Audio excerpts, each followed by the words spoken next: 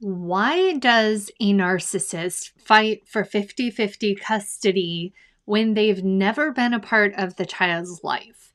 They've probably never changed a diaper. They don't know who the child's dentist is. They probably have no idea what the child's middle name is or how to spell it. So it is a topic that is so confusing to people when they're first understanding narcissistic personality disorder and what they're up against in the court system. And the first step in becoming more strategic is to really understand this from a non-emotional standpoint. And so I'm going to share with you today why a narcissist fights for 50-50 custody. Number one, to hurt you. They know that the way to go for your jugular is to go for the children. You know, when we first meet a narcissist, they start doing a scan of us. And it's almost like they're filing away in their mental Rolodex exactly where our buttons are, our triggers are, how to hurt us if they need to, how to gaslight us, how to, hone in on our deepest wounds to become our band-aids at times, but then other times to inflict more pain into that wound, depending on their agenda. So this topic can be so confusing for a lot of people, but the reality is, it's really simple once you truly understand the narcissist and their way of thinking, and they've scanned you. They know that your children are your number one button, your number one trigger. And as soon as they know that, their mind is always operating from a strategy mindset. They know that that is the way to inflict the most pain, is to go straight for what matters most.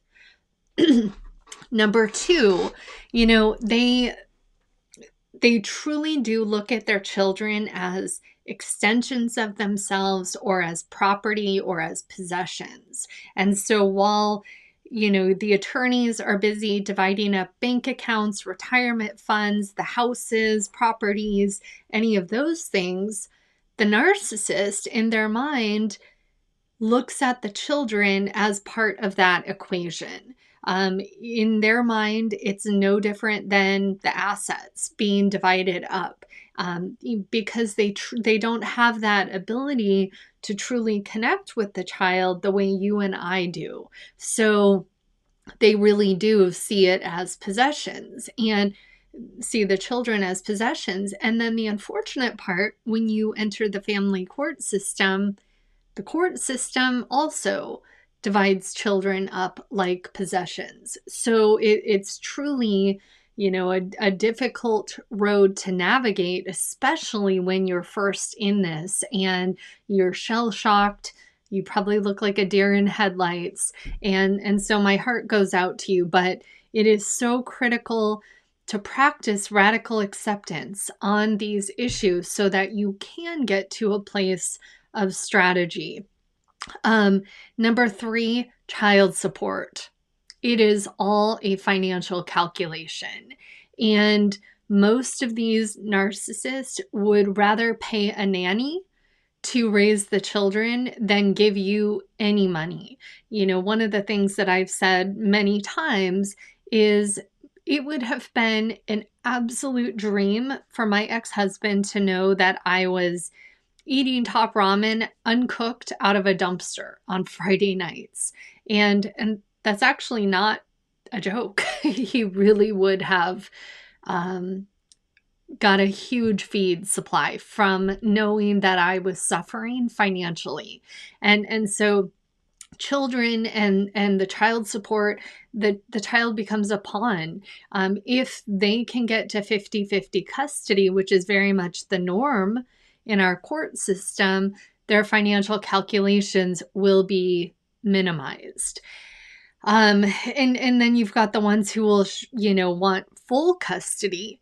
not because they want the children, but because they don't want to pay you anything if, in fact, child support is a factor in your situation. And then you're going to find them dumping the kids on their moms, their new feed supply, whatever it is. So that becomes a huge topic in high conflict child custody situations.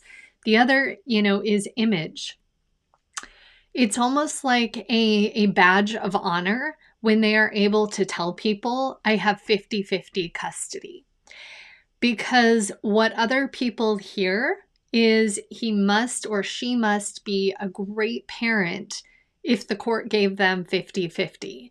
And so it becomes like a little Boy Scouts, Girl Scouts pin or badge that they walk around, wanting to share with everybody. Or, you'll see the social media posts where, oh gosh, stack of laundry, life of a single parent. And you're like, okay, they have a maid that comes and they're not really even doing the work, but it's all about image. And it's about, the social media post, being able to show, oh, here's little Susie at swim lessons. What a good parent I am.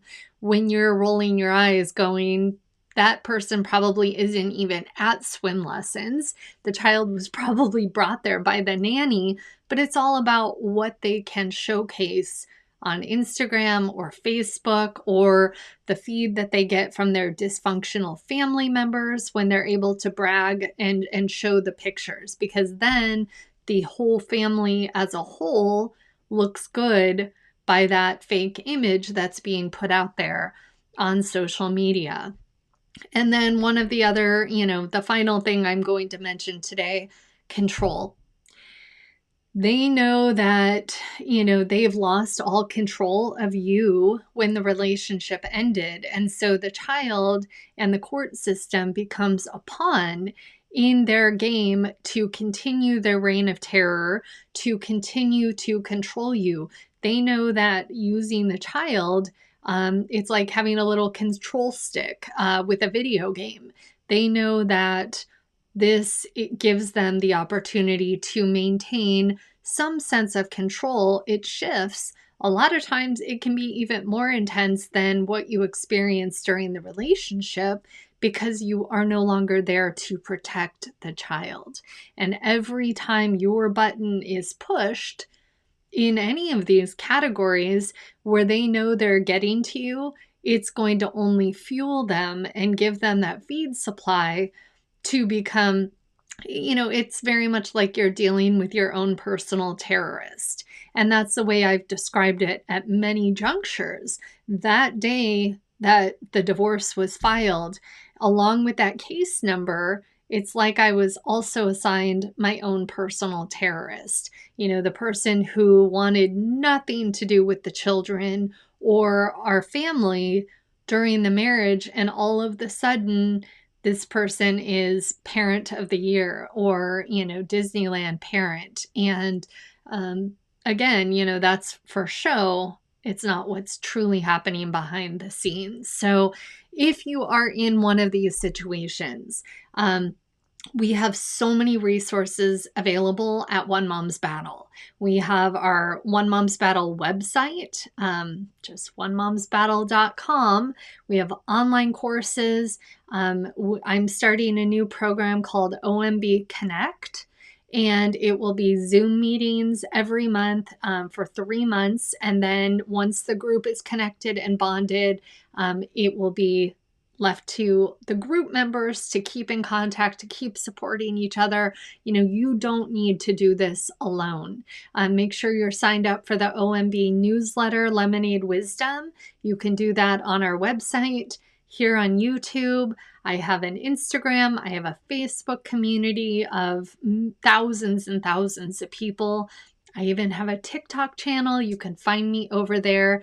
And my books, which are right behind me, are also a fantastic resource.